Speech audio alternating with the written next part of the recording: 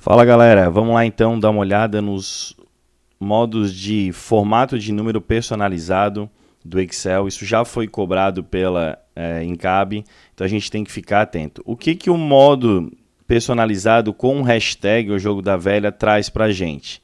Olha só, aqui em cima ou melhor, primeiro que eu fiz uma coluna de valores que eu digitei, e do lado de cá, olha aqui em cima na barra de fórmulas, ó, o mesmo valor que está ao lado esquerdo, só que com os formatos de número personalizados que eu implantei. Onde é que eu vou, então, alterar esse formato de dados, ó, que todos do Excel vêm como geral, e passo ele para personalizado?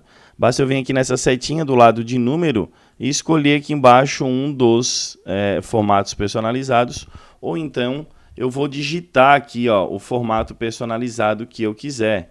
Tá? Então eu posso digitar aqui o formato personalizado da forma que eu quiser. Inclusive já vai aparecendo lá em cima para mim um exemplo de como vai ficar na real. Então eu peguei esses dois primeiros números e apliquei um formato personalizado somente com hashtag. O que somente a hashtag traz para mim?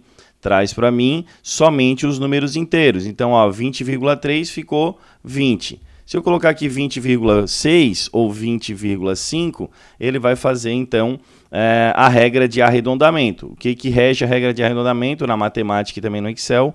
Quando o valor que estiver exatamente à direita do valor que eu quiser fazer o arredondamento for 5 igual ou maior do que 5, então eu vou subir esse número. Então, 20,5 ele fez o arredondamento. Como está 20,4, então ele não fez o arredondamento. Aqui eu não tenho essa uma casa decimal, porque zeros à direita não contam nesse caso. Então ele ficou 25 e apenas aplicou a vírgula e não levou em consideração a casa decimal. Nesse caso aqui eu já tenho casa decimal. Então, ó, tenho 3 casas decimais. Dessas 3 casas decimais, eu estou pedindo para o Excel, com esse formato personalizado, para que ele deixe apenas uma casa decimal. E ele vai levar em consideração a regra do arredondamento. O que ele vai fazer? Ele vai olhar para o amiguinho da direita, é maior ou igual a 5? Não, então mantém aquele número do arredondamento. Aqui, 2 casas decimais. Então eu vou olhar para o amiguinho da direita, é maior ou igual a 5, olha lá como é que ficou, 28,4. Mesma coisa que eu apliquei lá em cima, apliquei aqui embaixo, só que com 2 casas, né? Como eu não tenho casa decimal, então acaba que ele não vai ter nenhum número para colocar na casa decimal ali. Aqui embaixo, unidade de milhar. Vamos por esse aqui que fica mais fácil, ó. Eu pego um número, 25.000, que não tem o ponto e transformo ele para notação com um ponto. Então, quando eu tiver milhar, vai aparecer o ponto. Olha lá como é que ficou. Da mesma forma aqui em cima, só que com 2 casas decimais. Como eu não tenho casa decimal, a gente volta para aquela mesma ideia que tinha lá em cima. Aqui embaixo eu tenho um número que não tem inteiro, então o zero não é levado em consideração. E ele quer que mantenha aqui, ó, por exemplo, com milhar e com 2 casas decimais.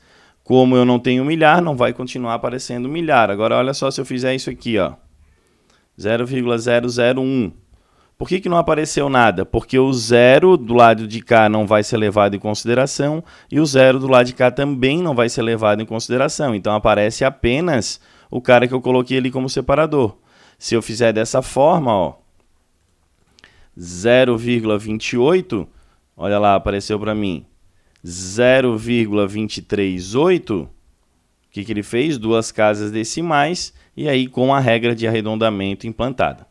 Legal, galera? Então, esse é um dos modos de personalização de dados que a gente viu aí com os dados objetivos. Agora, existe também a possibilidade de eu alterar a formatação dos dados com determinados valores. Então, o que eu fiz aqui? Ó?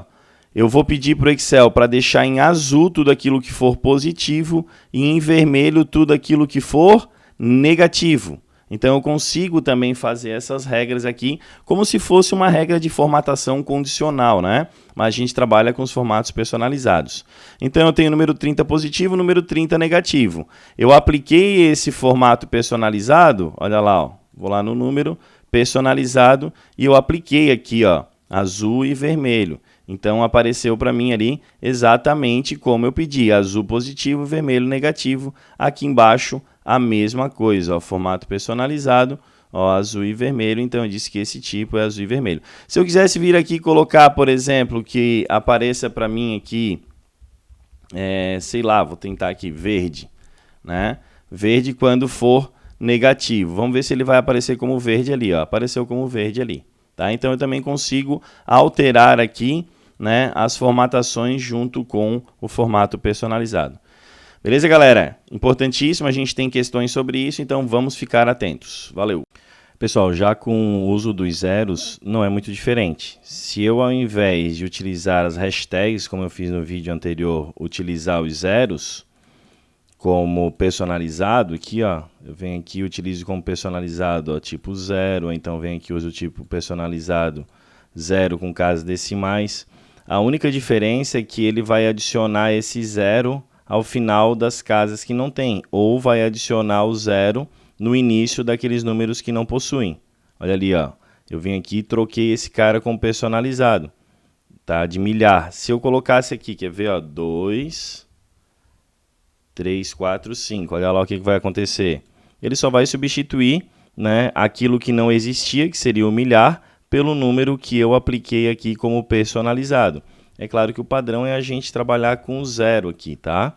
Em algum momento, provavelmente na contabilidade, isso deve ser utilizado. Então, não tem muita diferença do hashtag aqui.